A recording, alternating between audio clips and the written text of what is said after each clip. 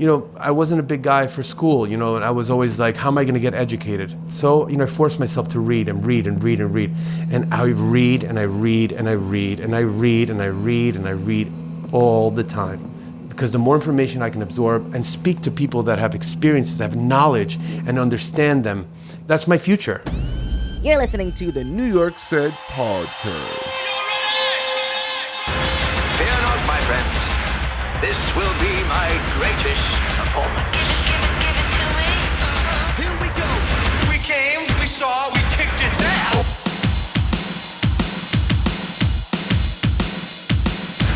Do you want to use my notes? You have it memorized, or how are you going to... Oh, no, it's all... You want to go through the stuff that you send me, or you know what you're going to say?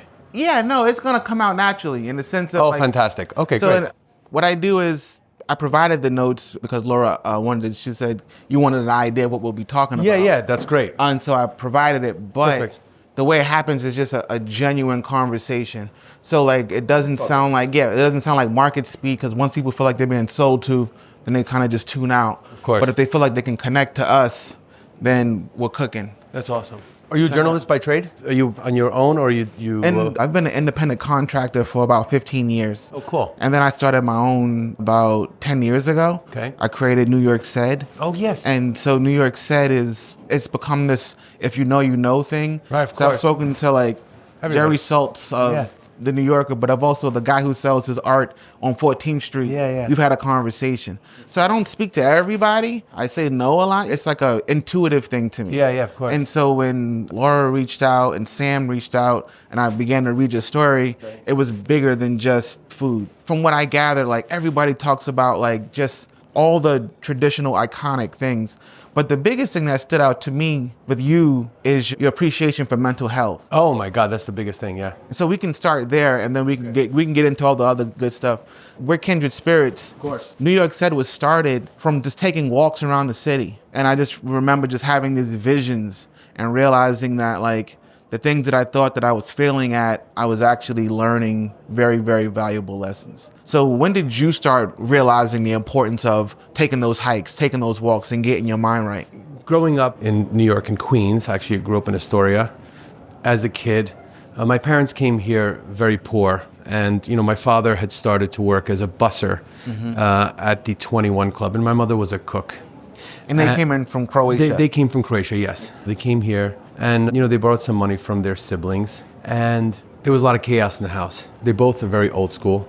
When you come from communist Yugoslavia, you have one type of mindset, and that mindset, is something that as a young child, in the reptilian mind of mine, is I have these thought patterns, processes in my brain of such negativity, fear, chaos, screaming, crying, grandma dying super young, my dad's sibling living with us. It was always a struggle for money.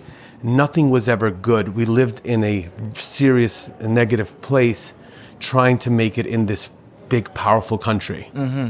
I feel for immigrants that come to this country, no matter how they come here, there's a reason for everybody. Okay, my parents came here the legal way. They have their thought processes. They know what they're doing. But some didn't have that opportunity. Absolutely. And it's always this really complex story usually. Correct, yes. I'm in the restaurant business, and I call myself the libertarian.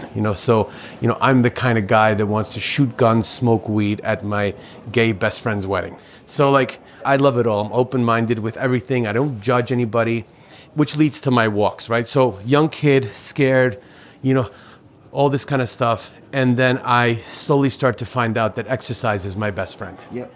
But with ADHD and with chaos and all these different type of things, sometimes you burn yourself out by working out too hard, thinking that it's going to help me, can make it worse. So like you said, you're constantly learning, right? Mm-hmm.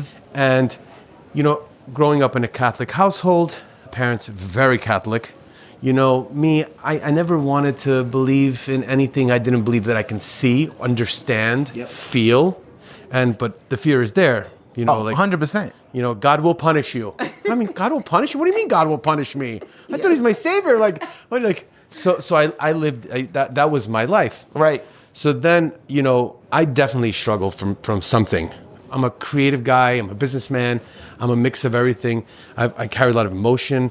I don't put labels on what I have going on with me mentally. I just know that I have to deal with it every day, deal with those challenges on a day-to-day. So what I've learned with exercise, I've learned to slow it down, take it easy. Yeah. There's no rush. I'm not going anywhere. And then channeling a really solid energy and just being still. So, my inspirations are the Eckhart Tolles of the world, Joe Dispenza.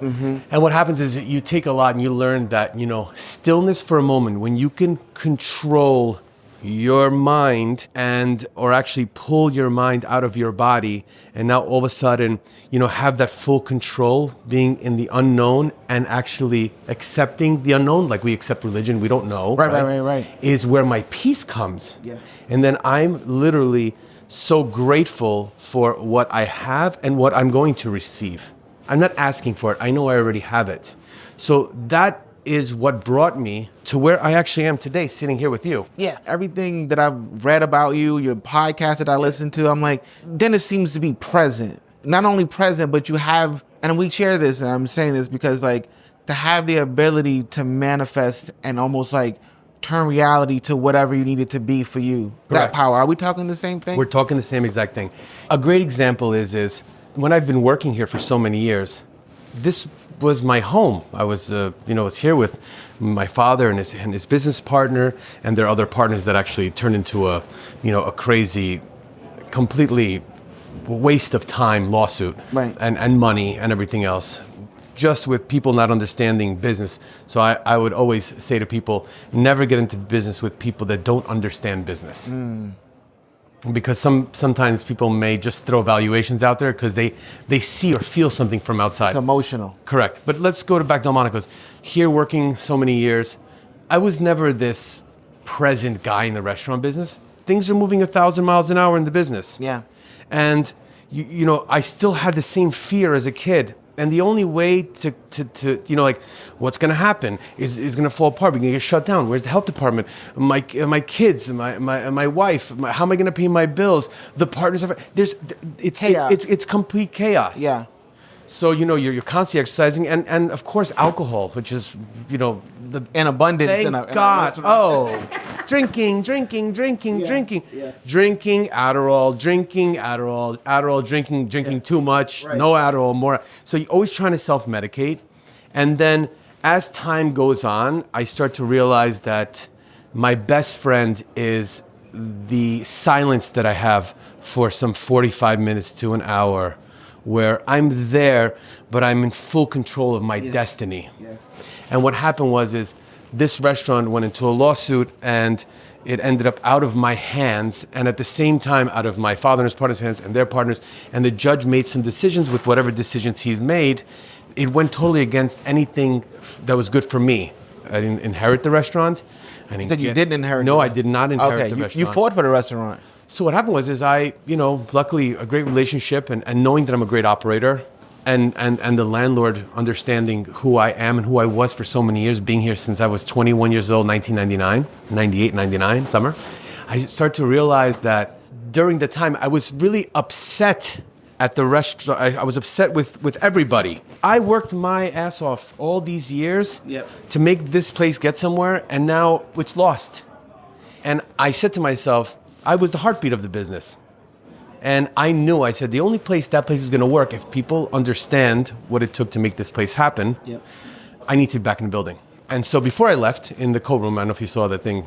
I'll be back. I'll be back. Yeah. And the truth is, the matter is I'm going to come back here. But it was a challenge because I was faced with lawsuits. Because when my father and his business partner were removed from the business, the judge says you can't have the restaurant for a few years because they had the power, the knowledge, and the money, and they just wanted the other partners to move on and do their thing with the business. What happened was the other partners did nothing because they really don't understand the business and they don't understand what Delmonico's was. And their arguments back and forth made no sense, and they were all four stubborn, which led to me. I got a call from the landlord, got the restaurant back. My business partner, Joseph LeCool, which is my right hand. He's my marriage. He's like my wife in this business, a really good guy. And a couple of investors that are here with us, which are really amazing guys. And I take the place over and I get sued immediately again, stating that I'm a part of my dad and his partner, and I wasn't supposed to be here. But at the end of the day, I was never really a partner or an owner. I was, the quote was, whatever you want to call yourself, the managing partner, which is great for me. It didn't matter. I didn't have to worry about the taxes. I didn't have to worry about anything, just run the business, etc. Long story short, I won the case, and the judge is like, ironically, my dad's name is Turcinovic. His partner was Lakul. My name is Turcinovic. My partner's last name is Lakul. It's the same. We confronted the same judge in the same case. And he knew. He's like, listen, he's like, you guys were not a part of the business. Right. You guys are on your own. You're just growing, developing. And he must have known that we were going to do something big, which we did. Yeah. And which led us to this restaurant. And then obviously, prior to that, we can go in reverse for a second. No, we can go wherever. Yeah, we can go wherever. So I started coming out of COVID, out of like the cocoon, the deep rest, depression. I was like, depression is something that's like, you're just like, your body needs that rest to flourish again. It's like a cocoon. You're like in a cocoon, yeah. Yep. So I'm in that space. I'm like, what am I going to do? And, the idea is me and my business partner, we said, listen, let's throw some money together and let's open up a club right outside of COVID around 21 that had a retractable rooftop that's called Harbor, which became an instant success. And with that club, we just moved on to open many other places. Say Less, Tucci, Delmonico's, it flourished into a great business. And we'll go back to how I actually got here today. It's actually because of the experiences that I've had since I was a child in the restaurant business. Knowing how to put people together, bringing in some managing partners. When I say managing partners, give it a little bit of equity to a few guys here and there. Having some, solid operators underneath us to expand and grow and have the same vision as I did as a kid, which is hospitality. Hospitality is the only thing left in this business. I was on Delmonico's Instagram today, and the question of the day was, what does good hospitality look like to you? Yeah. Essentially, I'm paraphrasing. Yeah. So let me pose that to you. What does good hospitality look like today? So specifically from you. In our businesses, we have a yes mentality. Because look, we're in a world where, what are you competing with? You're competing with, the people are coming into a restaurant. They're spending, at Delmonico's $200 per person, $150 to $200 per person. That's a lot of money for some people. We're a very busy restaurant. We're always full. But these people want to know when they come here, they get their 2 hours in this building and they feel like when they leave this place paying the money, they'll never think about what the cost was. They'll think about what the experience was. Of course, we have a great chef. Eddie puts out an amazing meal, which is superb, and you need an amazing chef in the business. But we work here as a team. We have Darko, which is one of our managing partners here in the business that came from Le Bernardin, Maria, from the big houses, who understands hospitality. But hospitality has evolved. So hospitality went from being, some etiquette-driven type of thought process. With over the years, if you went to a French restaurant 25 years ago, when I used to go out, let's say when I went with my dad to some of these French restaurants, I could name a bunch, but let's say Lutèce, or you go to Le Cirque 2000, you would be in these restaurants and they would be super fine dining. And some of them would really give you that true hospitality, which they all did. Right. But some of them you felt like, you ask for some little changes and they're like, no, that's how it is. Because they controlled that environment for you. Yes. I want our customers to be in control of their own environment, to have good conversation amongst each other, let them enjoy themselves. Actually, and sometimes I say to myself, I contradict myself when I say, I wish I can tell people, put your phone aside for a couple hours and be present in this building. Yes. Be present in the same space where you had, presidents dining, inventors, JFK, JFK, socialites, poets. Wait, Nikola Tesla. To say, because I was very Nikola Tesla. That's what I was going to bring up, like the fact that Nikola Tesla was a big part. Nikola Tesla, for me, is the biggest inspiration. I'm actually a Croatian citizen, dual citizen. When I opened this restaurant, what really excited me about this place was that Nikola Tesla's, he ate all the Delmonicos, this one and other ones, because they opened 4 or 5 at that time. I didn't know that. But he's eaten here, he's eaten at all of them. But what was spectacular about him, he's this inventor that 200 patents pretty much, started AC. And he battled with Edison. I mean, his story is still Fascinating. but not really known. Like somebody has to come out there and be like, this is the story. And they did. They used him. They did, and I I think the Prestige. all great stuff. But I'm like, but what I'm saying is, when I was in high school, like, I was on some like real government conspiracy stuff, and his name was all through it. And so then I would like go on these deep dives. Like, there really wasn't the internet, so I read all these things about him, and I was just so fascinated about. He was just like one of the first people to just think differently and to innovate. Correct. And you know what's interesting is about this gentleman is he also struggled from something like we do. When I say we, I'm talking like people that have some everyday struggles. And his struggle was that he was so creative and so innovative and everything. And money wasn't a part of the innovation because he failed with that. Yep. So when he raised $500,000 from J.P. Morgan, probably in one of our restaurants, or had meetings with him. There is pictures of him and constantly throughout the years. He took a risk and he opened something, and he never really he thought about his creativity without having, his any kind of business sense, which led to his failure. Yeah, you need people. You need people. You can't do it on your own. No one person is doing something on their own in this business. I don't care if you're the most creative person in the world or whether you're the richest guy in the world. How do you choose people? Because from what I understand, there's over 1,000 people that work under the umbrella. Yeah. So how do you go about choosing the right people for the right spaces and places? So here's what's really important. I'm a leader. I'm never going to tell you what to do. I want to learn from people around me in my circle.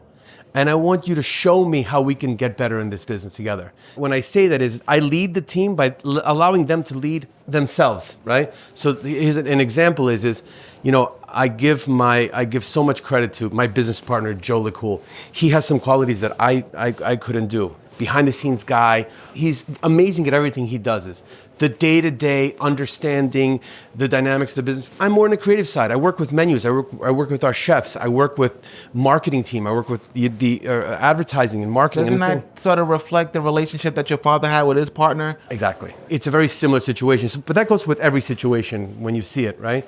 And the community we have in Delmonico's is Karen Serafian. Private dining, she's a manager in the building, private dining, marketing, new business improvement, development, design, everything that we do. Darko, which worked at La Bernardin, Maria, fine dining, hospitality, Bronco, our captain that worked at the Four Seasons, that worked at Il Buco. Everybody in the building brings so much experience from different restaurants. That doesn't mean we have to take their experiences and say this is the only type of experiences, right. But we all kind of understand what it's going to take to make the customer, the end person here, become a part of our tribe. And our tribe is Delmonico's. Tell the story. Let them follow the story. Let them be a part of the history in the buildings. That's why when our service is a 10. I'm only saying that because I watch our reviews come from all of our restaurants. I go through, I call certain reviews and ask them, what happened? How can we make it better? Where did we drop the ball? Because everybody makes mistakes. No matter where you're on the airport or they're at the best restaurant in the world, everybody makes mistakes. In a different interview, you said, I'm always in the kitchen. If you're not in the kitchen, you're not tasting the food, if you're not hands-on, your restaurant's going to fail. Can you kind of elaborate on that? Yeah. So I live in the financial district. I'm across the street from Delmonico's. I am the type of person that loves to walk. And as we said, right? So you do your walks. I walk through my kitchen. I know most of my staff's names, not the whole company, but at least the ones that I get to see more often. Yeah. So I would fail at being the undercover boss because I'm always here. I'm always in my space, whether it's there, spend a little more time here. And yes, we're going to evolve. We're going to grow. We have, some new projects, some bigger businesses coming along. But, back to the kitchen thing is when you're in the kitchen, you see what's going on. This is I call it the bread and butter of the business. These are the people that are working for you. You have to make sure that they're happy. You have to make sure that they love what they do. When I walk into a kitchen and I see somebody that's really having a hard time, and I go to chef, I go, why is that guy so why is he always nervous and upset? Right. Let's put him in a place where he feels better. I don't want this job to stress him out. It doesn't do good for anybody. That energy, and we take people and put them from the kitchen. We bring them as a busboy. We put them as a captain or wherever we can move people around, and we create that That's it's very important for the happiness of the company. Well, it sounds like you would know because you've basically worked every single position. Correct. So when you see something out of line, your intuition kicks in. Correct. And so, like, one of the things I wanted to ask you, with all these things that are happening, I personally do not believe in coincidences. Do you? No, that's a good question. My meditation process, which is that's my goal. That's the prayer book. You know, I always say, if I came home today and I said to my mom, I don't believe in my religion. I actually do. I believe in all religions, okay? The unknown is a place that can't be explained, but I've gotten so much more return from it than I did from anything else. So when I'm sitting there and I'm in my meditations and I'm literally out of my body or out of my mind, I would say, but I'm still there, it's euphoric. For me, I start to manifest and accept what's already here with me, and I feel that gratitude with an open heart. I'm there. I'm like, wow. And then what happens is I have to believe, and I do believe, not that I have to, I believe that it's going to come, but it'll help my decision-making process go along. Then it comes back to the intuitive, like this feeling here in the center. Yep. You know, whether I'm sitting here with you in the interview, I have a really good feeling with you. You seem like an amazing guy. I have these feelings. It's just a natural thing that I had as a kid. Same. I'm 99% right. Yeah. You know, like I'm 99% right. And you know, sometimes we still do the wrong thing when we have this feeling. We try to convince ourselves. I stopped that. No. I stopped that a long time ago. There's a thing that I think about. I am not deterred when things don't go according to God's plan. I could want something so bad. So, like, yeah, I really want to talk to you, Dennis. But if today didn't happen, I wouldn't let it ruin my day. I would say, well, we'll speak when the time is right.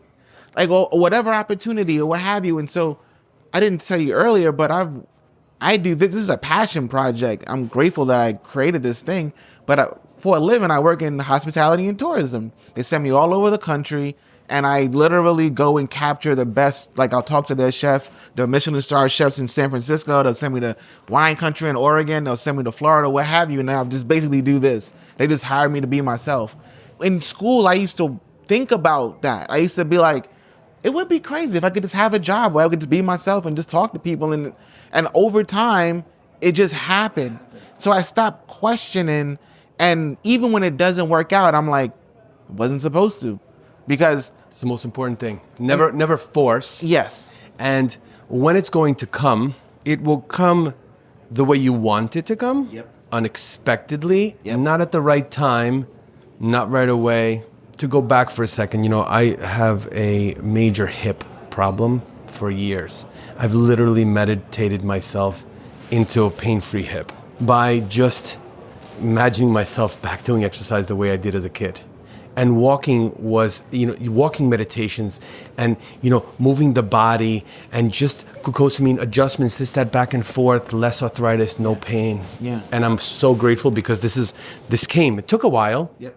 And when you start to see results, no one can tell you anything. Nobody can tell you exactly. Nobody can tell you. I believe in my results for myself, for what I'm doing. Yeah. And a lot of the time, you know, when it comes in, I don't judge religious, or I'm not judging any type of thing. Like, same. But a lot of people are like, you know, they're so close-minded. And I feel like you're missing out on the magic of this planet. Once I figured out that I could design my day if I lived intentionally and I was kind to people and I held doors and I just did the right thing and stayed honest with myself and everyone else, but with myself first, I would have these epiphanies, especially on my walk. The biggest lesson that I've learned this year was I do not catch the things I chase. Whatever I attract is for me. So if I'm putting in the work, I'm going to attract. So I create the work that I want to be hired to do. People know that I do these things. And then these opportunities, like when I got the email from Sam and Laura, like I'm looking at it, I'm like, Delmonico wants to talk to me? The fact that I've attracted this opportunity to have this actual conversation, I don't think it's We've manifested ourselves in the same place at the same time, right here. And I always approach these conversations as a student. So I'm here to learn from you, and my project is to share the notes. Correct. So when that other person is starting their restaurant, when they're doing this, Correct. they can get all the other cliche things and Correct. things that people say in abundance. but no one is saying the things that you're saying because you are you. Yeah, I am. And you could easily like talk about, all the various stakes and the things, and we can get to that. But the part that I wanted to get from you is that, like, how does it happen? how does it happen? Yeah. Everybody wants the wealth. Everybody wants the health. Everybody wants the family. Everybody wants all that kind of stuff, right? So I was in Croatia about 10 years ago, and I see this, like, there's something happening. People are eating baked goods, like for breakfast goods, throughout the whole day. And I said, oh my God, that's a trend, right? No money, cheaper, croissant, ham and cheese sandwich. You can have a whole meal. Because I was poor once. I have family, and I know I'm with everybody. I understand the different social aspects, and I'm always trying to understand how everybody's living on this planet, not just myself. Yep. So I'm in Croatia, and I'm like, oh my God, this is the future of the business, and these products are pretty solid. So I'm looking at this, and I said, oh my God, I would love to own my own bakery because I think I can make a ton of money. And actually, you know what? I will. One day I'm gonna have my own bakery and make a ton of money. Fast forward. I'm at Delmonico's right before we open, and I'm like, the most important thing in a restaurant is bread. Yep. Darko, my managing partner, I said, listen, find the best bread guy. I don't care from where he is, whatever's going on. He goes, you know what? We found a couple of guys from Croatia. I meet Carlo and Mladen. They are the founders of a brand called Boogie Lab Bakery, which is a breakfast, brunch, lunch, dinner cocktail that converts to an amazing concept. And they used to be in the fresh bread delivery business, but they lost that business and then just had started a fully baked, frozen, artisan sourdough bread, flour, salt, water. So using a technology. And I'm like, so they come here, they make the bread, we become friends. They're like the coolest guys, and they're just like me and you. Yeah. Can I offer anything else? You wanna eat something? Oh, yeah. Why don't you eat while we're here? What are you in the mood for? What is your... you want a steak? While you're here? Steak and frites. Yeah. That'll Okay, work. bring him a steak and some fries. How would you like your steak cooked? Medium. Medium? Yeah. How would you prefer it? Ribeye, medium. Yeah. Ribeye is good? Sure. Yeah. Do you like more fat or less fat on your steak? I like it juicy. Yeah. So you like fat on it? I do. Sure. Our signature steak with some fries. What do you want to drink? Just a water. A bottle of still water, 2 glasses. And then how do you want your steak cooked? Medium. Medium. Thank you, my man. Yeah. Appreciate Thank it. you. So what happens is I sit down with these guys. He makes the most amazing bread. I go online. They've just been in business for like a year. And I'm like, fuck this bread. I want to be a part of what you guys are doing. They're like, no, we need somebody like you because you understand our product. So pretty much sourdough bread takes 2 days to be made. Yes. These guys produce the bread on the fly using an AI technology, which is in patent right now, Wow. patent pending. And their vibe and their restaurant and them as people and what they're doing. And the one thing that caught me and really got me excited was this double bread notion. They also have this altruistic component to the business where they do deals in Europe with these beer companies where they take their spent grains, they mill it to make flour, right? And what they do is they sell that bread in their restaurants. It's like a darker bread. It's really yummy. Wow. It's a home run. And every piece of bread that they sell, they donate a piece of bread. That's small double bread? cities, double bread initiative. That's such a beautiful thing. Like, what is the goal of the company? Well, we want to bring origins of bread, which is just flour, salt, water, to the masses, to people that can get it and afford to use it. Yep. Maybe someday bring it to the Department of Education, airlines, cruise ships. Like really take a clean product that's healthy for people. Because how did celiac disease start? It started from eating the stuff that makes bread blow in 30 seconds, right? So we are a yeast-free product, and sourdough bread is very expensive. You go to a store. So we're able to take sourdough products, croissants, pastas, and bring it to the masses. And the good thing is that there's also the give back component. And there's the give back component. And since we've started selling the bread here, come on containers into Newark, we're selling about 5,000 cases of bread a month. Nobody's ever heard of Boogie, but when you have a solid salesperson, a great distributor like Chef's Warehouse that believe in your product, and our list is all of the top hotels and restaurants in the U.S., casinos, hotels, this, that. And the company's only been selling for 5-6 months. That's the kind of stuff that I start to say to myself, oh my God, like you said, this is what I wanted. Right. And now, And now we're building our first boogie in Manhattan. When's that coming out? That's going to be open in about a year. Fantastic. I can't disclose location yet, but I will. No. I will in a couple of weeks. Yeah. It will be in Crown Heights, and it's unique because it's going into an area with a really cool local partner. And we're also building a factory in upstate New York. We're getting some grant funding from New York State. And all this stuff is like the energy, the excitement. When you do good things come. And I also want to say, like, even giving honor, like circling back and giving honor to the Tucci family is creating that. Absolutely. These are hospitality people. You know, Max is an amazing ambassador to the company, and he's amazing at understanding its history and the archives that he has here and what his family has done and the people that have worked under his family. Ciro Macchione, Tony May, just to name a few. These people have become pioneers from this restaurant. Harry Polakis at Harry's. People worked here and opened their restaurants. This is America's first restaurant. This restaurant was called Delmonico's. But then what happened is Delmonico's became the term restaurant because restaurant was harder to pronounce, so they used the word Delmonico's. So Chinese restaurant opens on Pell Street in America, first Chinese restaurant, Chinese Delmonico's. I have a photo there that I want to show you. So it became like a Kleenex thing. It is. Like That's what it was. And also the steak. So their marketing and brand power was so strong back in the day because think about it. They took something from France that started in like the 1700s. Yeah. They come here in this place and people are like, you have a printed menu, you have a la carte pricing, you have 300 items, you have a chef in the kitchen. Like you have people coming there and serving you like you're in, like we are the first fine dining experience. We're the first to bring a la carte into the U.S. And the history in this particular restaurant being here and what's happened in this place just because it's been here for so long, it's just unbelievable. There will be a Netflix series that'll be based on the origins or the history of this restaurant. Absolutely. At some capacity, because think about it.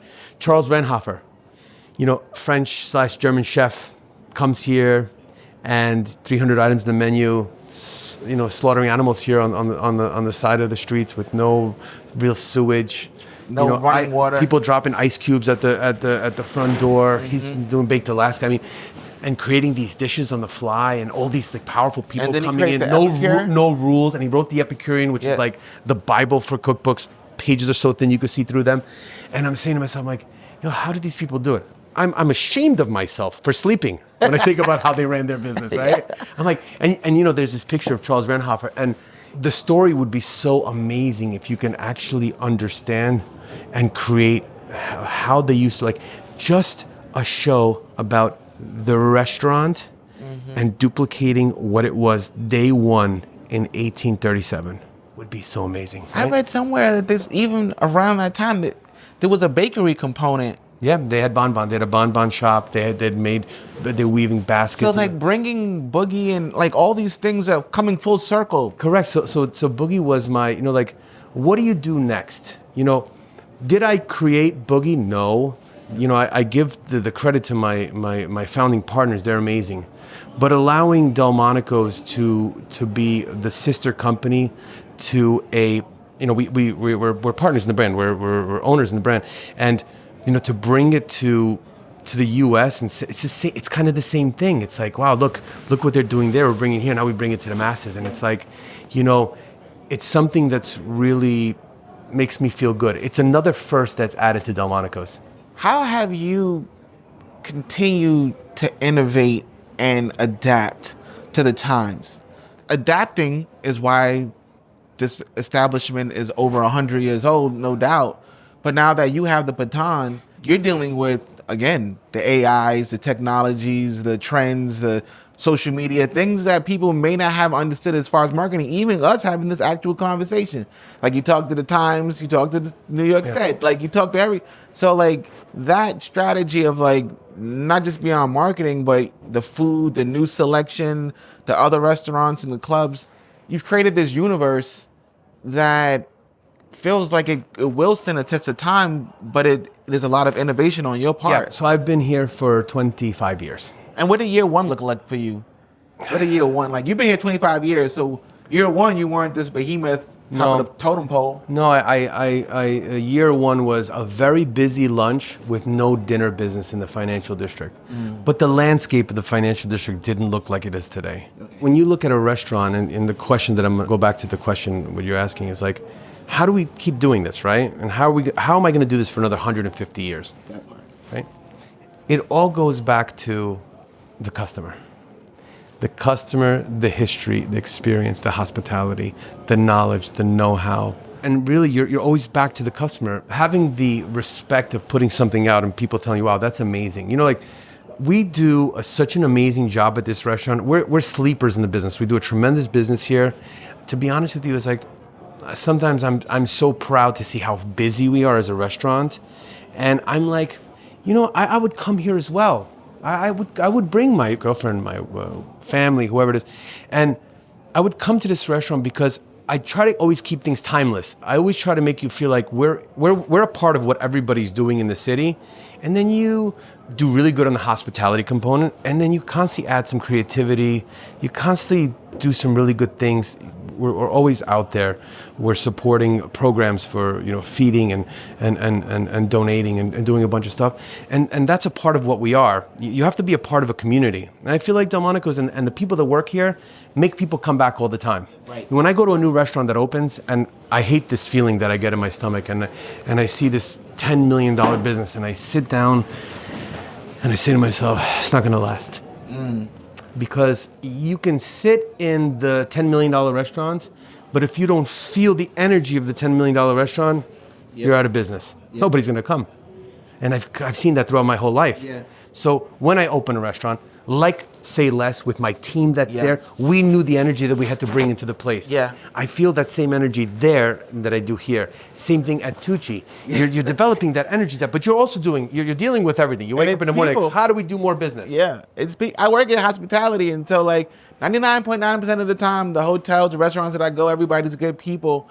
Every now and again, I'll hit it into a bad apple, and if I have to have a conversation with somebody, I'm saying, let's just say like the front desk worker at the person at the hotel, I got to talk to the manager. I'm like, I just need you to understand that your front line is screwing up your bottom line, because I don't want to come back here anymore if I'm going to be treated this way. Yeah. Your front line can affect this whole thing. Absolutely. So even when I came in, everybody was super nice to me. Yeah. And I had never been in here before, so I didn't know what to expect. And I said, I'm early. And they was like, no, it's okay. I was like, but I'll wait the 20 minutes. And they was like, it's fine. And then you showed up, and you showed up with all love. Yeah. So I mean, like, and it's sincere. It's not that's like, the only way. I deal with a ton of people, and I also deal with people that don't have the same energy that me and you have. Yeah. You know, I'm a big quantum guy. I believe that quantum vibrations or quantum thoughts. So like, go with that. There's a million different answers for one question. Yes. There's no yes, there's no no, there's a maybe, there's this, that, back and forth. There's a million different situations. Just like one of my dear friends and a business partner, he created reptilian marketing. Yep. Clotaire Rapaille. He's one of my mentors. Wow. What's interesting is he's doing a whole thing with quantum meets the reptilian mind and the whole understanding on using the quantum mind. So he says to me one day, I said, what's going to be the title of your next book? He goes, Listen to Your Banana. Listen to your banana? It means everything. You can, you say, listen here. I said, you want ketchup? Hold on, you want ketchup? Or No. This you is sure? perfect. Yeah. This See, is sorry, he didn't want, I always tell people just be mindful when I'm having meetings and stuff there you go, buddy.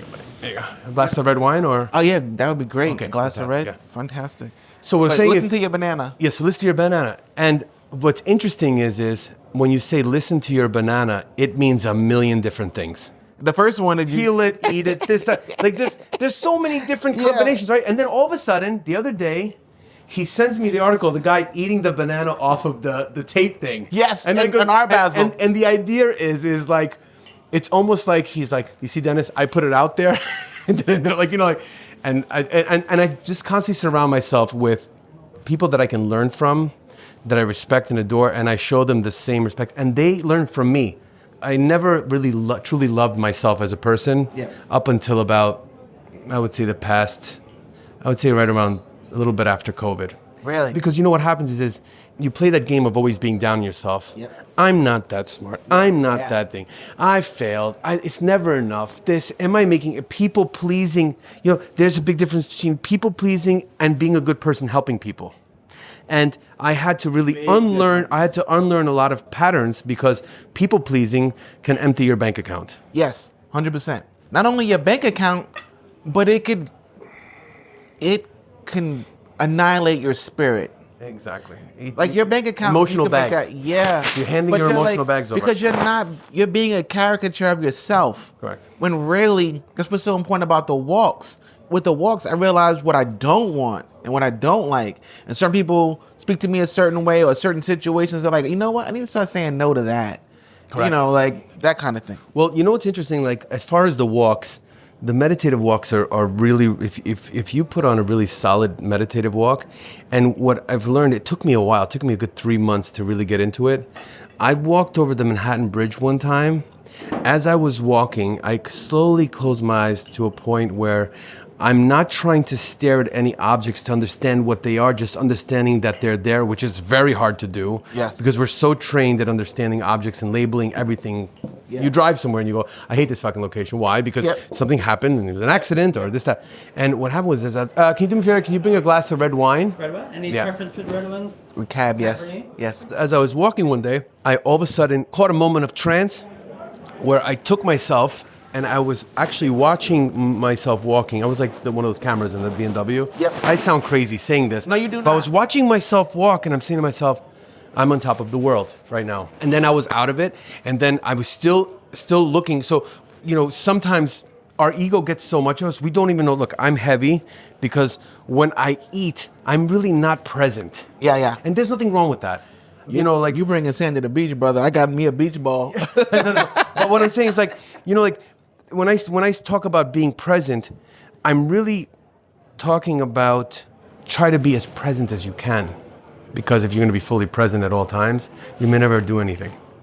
And the thing is, you know, when you're with family, shut that phone off. When you're eating, eat with understanding of what went into what you're eating, and appreciating and having that gratitude that comes with it. Recorded Delmonico Valley 2021 Cabernet. Fantastic. Thank you, my man. I have a best friend and pretty much a brother. His name is Juan. And I've always been into cigars. Oh, excuse me. Splendid. Yeah, excellent. Thank you. And Juan, he was over at Nat Sherman. And he made it very inclusive. So whenever I'd walk in, I'd say, hey, Juan, this is what I'm looking for. We just have a conversation just like this. And then one time I said, I'm looking for this kind of cigar. And he said, say less. And the way he said say less, I didn't question anything. And he came back with like the most perfect cigar. But I bring Juan up because before I was just smoking cigars. But he taught me to be present with the cigar, to understand the binder, the wrapper, the filler, the region, the blend, who made it, the history, you know, a Toro Fuente, Padron. Like, I know all these various things, and I'm not just like blindly smoking or like picking a bottle of wine because I like the label. Right. Like, I'm specifically picking the cigars that I choose because I'm like, I know where this is going and I like what it's doing. And Juan gifted me that. And he did it with hospitality. And what Yeah. he said to you, and that's why we love Say Less, because we have the same mentality there. We got you. We got you. We That's got it. you. Say less. And you know, that's why I say we have a yes. The yes mentality is you can always say yes and make it happen in any situation. Because when somebody asks you for something that really doesn't make any sense, you can politely still say yes and not let them have that. Okay. Does that make sense? You can give them something better. And that's why I tell people, it's like, don't say no. Let me try. Because the minute you say no, I have a girlfriend right now Close the that goes out to a restaurant. I love her to death. Mm-hmm.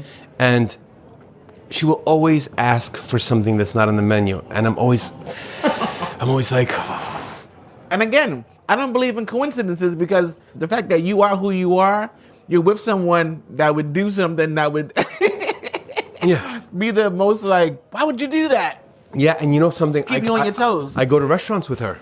And and she's looking at a menu and I'm so excited to be eating all the food, and she'll look at the waiter and be like, is this all you have here? Really? And she's the most kind, humble, honest, smart, intelligent, beautiful, beautiful human being. I really have an angel, a soulmate by my side. And the thing is she doesn't do it to be, she likes what she likes. Yeah. And sometimes I look at that and I say to myself, a lot of us are afraid to ask. Maybe she asks too much. Yeah. But it's always probably good. gets what she wants. And you know, at the end of the day, she doesn't get upset if you don't have it, but it doesn't hurt asking. Right. And I'm okay when people Has there ever come in been a time when you're like, wow, that actually is impressive? One time she actually asked for a dish that they made for her that actually ended up on the menu because she has to make it a certain way for a specific restaurant, which is something that's different. You know, everybody, everybody does their part on the universe. And she's good at understanding me in this business and saying, listen, you know about food and beverage. This is your world and you know what's good. But, you know, she eats from a reptilian place. I have to eat from some place of understanding everything. What does it mean to eat from a reptilian place? Like, I don't want that to go over someone's head. So the reptilian mind, what you're kind of like, you know, when you think about Cinnamon Toast Crunch, and you think about how, you know, a chef can create a dessert that has the same flavor profile of that soupiness that comes after the milk, that relates into reptilian mind. So, for example, like I'll go back to Claude Terrapie, which is somebody you should actually do an interview with. He's absolutely extraordinarily amazing. The guy wrote the book, The Culture Code. Like, he's written many, many, many books, does TED Talks, all that kind of stuff. And in the book, it talks about how he made Folgers coffee popular. Wow. And he gives companies codes. And it's all based on the reptilian mind. Okay. And he does his thing with whatever he does, and people pay him a lot of money to create codes. And the book is there, and it tells wonderful stories about how he worked with Ritz-Carlton and Folgers Coffee. But Folgers Coffee is very interesting. He'll tell you, nobody loves the taste of coffee. If you do, you're absolutely crazy and insane. Oh, that's me. I'm out of my mind then, because I love the taste of coffee. But hold on. Yes, here's the thing, right? Okay, go. We've learned that to love coffee, because of what it does to us, we still don't like the taste of it. Cigarettes are the same thing. So when you look at coffee now, what's the code for coffee? The code for coffee it's the smell. It's home. Yes. That aroma. Agree. It is home. That's why that commercial that they created. The best part of waking up is Folgers in your cup. So what he did was Ouch. he pressurized. He made them Do pressure. I even have free will, Dennis? and the code, the verb, it's home. Yeah. It's to smell. So 90% of the people in the United States wake up in the morning to the same exact routine, the same patterns going forward and forward, right? So the only way that I can survive is to wake up in the morning, go into my meditations, and then start my day. Because once I start the routine of my pattern, I can't go meditate after, because now I'm in crunch for time.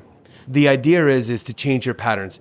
And the idea is my pattern in the morning is, or a pattern for somebody, or whoever it is when they wake up in the morning, things are automatic. The coffee machine goes on at a certain time, your phones are ringing, the same people calling, the same stresses you're thinking about.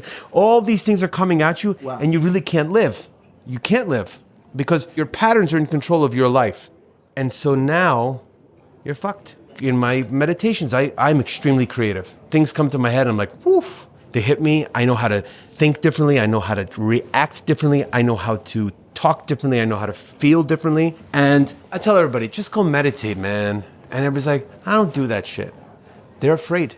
You know, because the biggest fear is to actually sit there and not let your environment control what is going on right there in your moment. And your brain is flying a million miles an hour. And when you sit on top of a horse, and Joe Dispenza says, he says one day, I have horses in my backyard, and I haven't been on them for like 6 months. And I come home, I'm tired from my work and the meditation practices.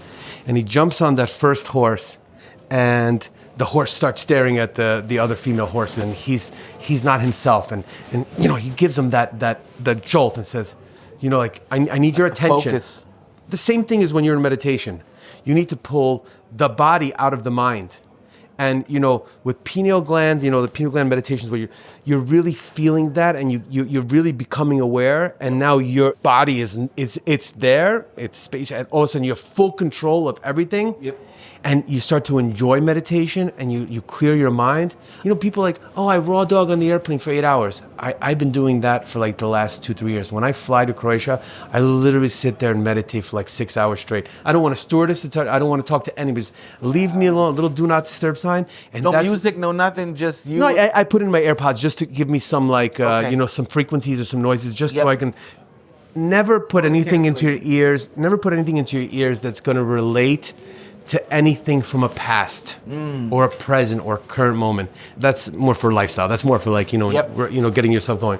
Keeping your these transient frequencies and these noise. I have a million things in a place, and you could change it up as much as you want, as long as you have that control. And so what happens is you get your breathing in control, and all of a sudden you get into a point where I call it's the induction period, where you go from alpha to beta. You know, when you're changing those brain waves, and all of a sudden you're like, when you get to that point where you're like, now I'm in full control, and you almost lost. You're not gonna fall asleep because you know you can't fall asleep, but you're right there, and that's exactly where you want to be. Wow. And then it takes a while to really get into that space, and sometimes you get it. Meditation always works, and nobody does it wrong. But when those thoughts come across, when you could watch a thought, don't judge it, and it just goes by like this, now you're in control. There's no fear, there's no anxiety, there's nothing. You're just watching it, and at the same time, the unknown is giving you everything that you have right now, all that stuff. So there is no fear. It's the fear you want to release. And every challenge that comes to you with love and gratitude, whatever you have going on, all is going to be good. All is always going to be right. And I run with that positive mindset. I know people say, "Oh, you're way too positive, way too positive, way too positive." But there was a time when you weren't. 100%. So you tried the old shit. You tried the other way. So now this new way seems to be working a hell of a lot better. Like your energy is on point. You have to. My energy was probably always on point, but with suffering. Why suffer? That's not on point. That's what I'm saying. But that's where all that other stuff. It was like, you're more concerned about upsetting somebody than you are about hurting yourself. It's like you go out drinking, you have clients, and you're closing the bar late at night, and you're completely smashed, for a guy that's your customer because you know that he comes all the time, and you're like, going on a train at like 1:30 in the morning, and the next morning you're waking up, brushing your teeth, you're sitting on your bed, hating yourself. That's not the life. And you know what? You learn. And if you don't learn, then learn how to learn. Yeah. But you need those mistakes, and you need those, always saying to yourself, like, I wasn't a big guy for school, and I was always like, how am I going to get educated? So, I forced myself to read and read and read and read. And I read and I read and I read and I read and I read and I read all the time. Because the more information I can absorb and speak to people that have experiences, that have knowledge and understand them, that's my future. And, nobody wants to have the time to pick a book. Now when you're in meditation and you really sit there and you absorb those words and you're in some peace, you shut that phone off, nobody has to bother you, because my meditation practice has helped my business. Brought the volume down because I didn't have to get too excited. Yeah. Because I know everything's always in control. And That may sound crazy with what No, you do not. You do not. I feel like these are the cheat codes that people don't say. They're like, oh, that's proprietary. I can't tell anybody that because then if they're winning, I'm losing. But it feels like you're saying, like, if you're winning, I'm winning. Yeah. And I'm telling you how to win. Yeah, put in the work. But yeah, basically. And so the last question that I have for you is, you can take that. My last question. First off, this is phenomenal. I'll take. Phenomenal. Awesome. Thank you. Like, You're very welcome. as we've been talking, I realized that I'm just gonna say it out loud. I've walked past this pretty much my whole life. Like, my family's from Staten Island. I'm from Queens, but my grandmother and everybody's from Staten Island. So we would get off at the Twin Towers and just like walk to the ferry. But we would always pass this neighborhood and that kind of thing. So I've been walking by here for pretty much my whole life and never came in. Through everything that you're talking about, the manifestation, like, I am not only sitting in Delmonico's, I'm having a fantastic conversation with you, who just happens to be the owner, and I'm having a phenomenal steak and a great red. Like, what better first experience to have? Well, thank you so much. Just wanted to say thank you for the hospitality. It's phenomenal. Because the beautiful thing about this conversation is it just hasn't been solely about your life as an entrepreneur, restaurateur. It's been the personal things that sometimes I feel like people don't get a chance to speak fully. What has been the most important lesson that you've learned so far from this progress, from all these breakthroughs that you've made in business and in your personal life? Did I have a choice to be in this business? Yes. No. But I learned to love this business and find the reasons about how this is all going to work. You didn't have a choice to be in this business? No. What I'm saying is that this is my only choice, because that's kind of how it flowed. I was afraid of anything else. Right. But I'm here today not as a restaurant guy that was drinking himself to death. I'm a spiritual and social engineer. And what I mean by that is I've taken my love for people and the passion of making people happy in hospitality. We call that people pleasing. Mm-hmm. And I've learned to take that old Dennis and those bad patterns and behaviors and create the new Dennis and have a better love for my business. I love being in this building. I used to hate being in this building. Wow. You used to hate being in this building. And now I love being in this building. Why did you hate being in this building? Is it because of the job you had? No, because it was the chaos that comes with the business. The mental healing and the meditation process have really helped me understand that being more present, you can really love anything. Okay, but it's real love. It's not just like, oh, I love, like you. I always, when I say, like, an artist loves to draw art, whether you can sell it or not, and the lucky ones can sell it and make a lot of money. Yes, I grew up in this business. I always thought it was hard. The hours were a wreck. I have 2 older boys. Was never home around them. It really took a toll on my life. But now I've learned to allow my workers, my management, and most importantly myself, to live a healthier life. And I'm not saying that I don't struggle today. Everybody goes through the ups and downs, 100%. and you need them. I always say you need the lows and the highs to understand the difference. Hot, cold. Yeah, even with the palate, like bitters and sweetness, like that. Life gets bitter, and that's how I look at life. When I eat a dish, there's always, of course, there's a steak there, there's some fries, there's a whole dynamic there. But a lot of dishes, I always say to myself, I need to come back to this dish again before I can put this dish on the menu. And I need to come back to this restaurant if I want this restaurant to survive. Myself. And I love being in this building. Customers love being in this building. So there's a difference. And that's what I've learned. I've learned to be more, I learned to be in this business where I grew up in a chaotic business with my father and his partner because, the screaming, the stress, the pressure, the no sleep, the countless hours. My father, I used to go to therapy, and it's like, my father was making very good money at his points, and he always bought me shoes. Wow. I'm like, Dad, I used to go to therapy. Why is this guy buying me shoes? He bought me maybe 1,000 pair of shoes in my life. What? Because his brain was always like, I don't want my son to go through the pain that I was. Let him constantly change his shoes so he's always comfortable. And I want him to fill my shoes someday. It's like kind of combination. And then you did. And I did, yeah. Is he still rocking at Arno? He's at Arno. He's. And you guys are good? Yeah. Okay, yeah. good. We're absolutely great. Okay, good. He's good. He's I'm just about to have another child with my girlfriend. Congratulations. And thank you so much. And he's happy to be a grandpa again. Yeah. He loves the business. And Arno has been around for like 45 years, right? Yeah. Over 40 years. And I think that at this point is he just enjoys it. And he's kind of taken the same. I've seen him change as well. So we all change throughout the years, wishing that we would as change. you should. Yeah. Like if you're not changing, what's that old like that movie like if you're not busy living, get busy dying. That Shawshank Redemption. Correct. Yeah. Correct. Well, what's interesting. We talk about restaurants, right? Yeah. We've kind of learned to accept this business with all the chaos that comes behind it. It's really hard to run a restaurant. Yeah. Because it's very, very complex. I can write a book on the headaches you have in this business and how to tell people not to get into it unless you want to be a part of that. Before we get out of here, is there anything else you that we didn't cover? No. How was it? Was it good? Did you get enough? Oh my God, it was extraordinary. Yeah. This is beyond what I ever thought. Like you look through the notes, and the thing is, it's like, even when I listen to you on other interviews, like the energy that you gave to whoever you were interviewing is not what I got. I'm very happy with what I got. So it's just like some people, because you're taking it in the same, you're in the same energy level. Yeah. So you're taking it the way, like I was talking to a producer of a TV show, and I was talking to about, mental health, and he just was like, he wanted to hear about it. I was like, wow. Yeah.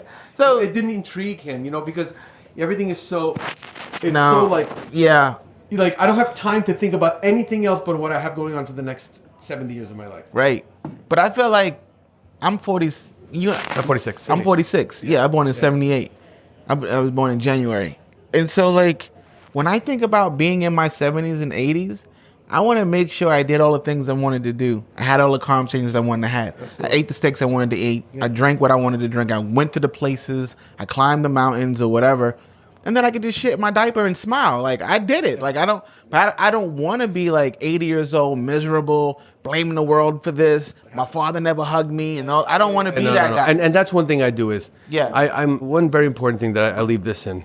We are always living in the present moment. There is no past, there is no future. Everything is done Right all now. the time in the present moment. Yeah.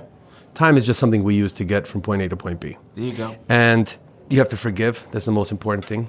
So I have a motto: teach, love, forgive, heal. That's my universe. All those four things that I just said, you could use them anywhere you want. They mean everything to me. Teach, love, forgive, heal. Dennis, Thank you so much. thank you so I much. appreciate you. Okay. Sincerely, If you thank need something, you have my number, right? 100%. If you need something, you can call me for anything. I will. I'm gonna get that mic from you. Yeah, absolutely. Sorry.